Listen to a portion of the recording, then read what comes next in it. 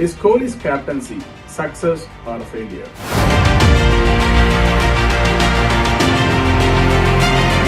Is Kohli going to have his second innings as a captain or not? Is this captaincy situation going to play a big role in Kohli's batting and mindset?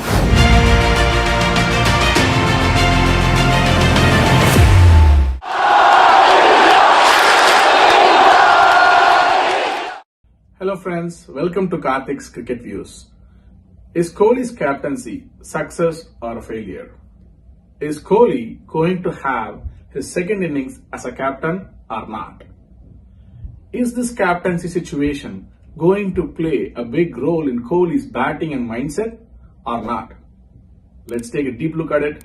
Today's special view is going to be Kohli's captaincy. Let's go deep dive into it. Even though there are various factors that plays a role in a captaincy as a leader, especially in cricket, we're going to look at 5 important things that plays a role in a captaincy to be a successful captain. The first one is my way or highway attitude. So what is my way or highway attitude? Every captain, every leader has their own way of doing things. Kohli is one such person who has his own way of doing things, and people have to align to that frequency to travel with him comfortably. If you want the journey to be comfortable with Kohli, you need to align to that frequency. Not just that, you need to change your mindset in such a way in terms of how Kohli wants it. How is the keyword here? What Kohli wants it could be very crystal clear, winning, success and all that stuff. But how makes a difference. So in that way, if you are not aligned in the same frequency, even though you are a talented individual, even though you have the right amount of contributions that you can make to the team, if you are not aligned with the right frequency in terms of Kohli as a captain, it may not be a comfortable journey for you to travel with him together. That's the first thing. The second one is understanding the team. When we say understanding the team has multiple individuals. Every individual can contribute in a different way to the team, not exactly the same way. So as a team, you should understand what this team can actually deliver, what this team will have challenges, which part of the situation this team as a team will struggle. As a captain, you need to have a clear understanding of that.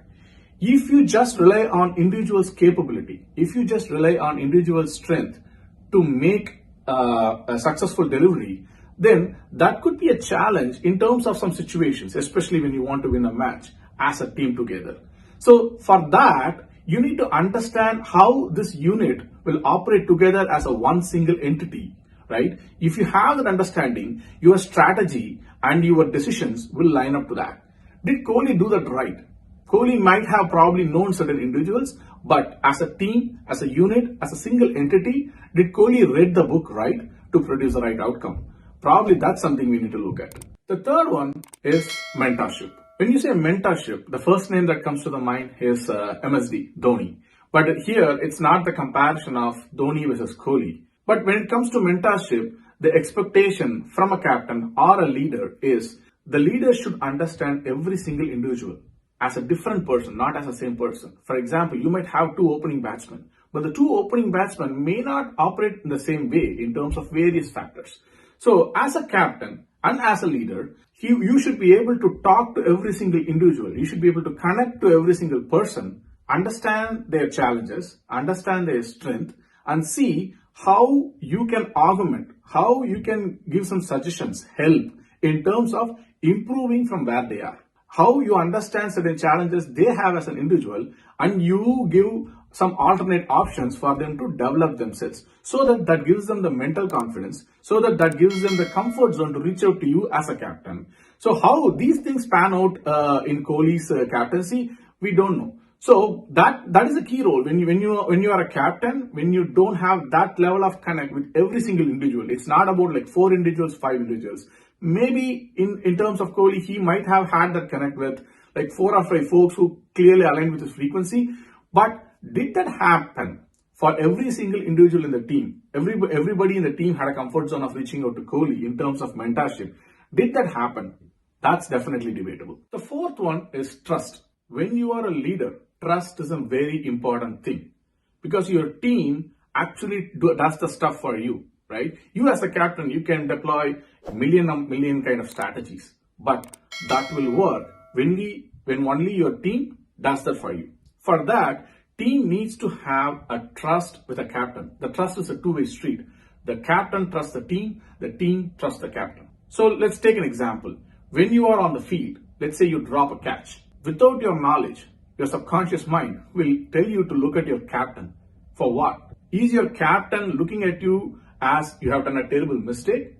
Or is your captain looking at you in terms of, it's okay, it happens, I trust you, you can come back. So that delivers a strong message to that individual, but not only to that individual, to everyone else who's looking at that individual as well as the captain. So here, where the trust comes into picture is, if the captain looks at you, either with a neutral look or with a kind of look, it's okay, I know you can come back, immediately that person's mindset changes. That's how the person's mindset works.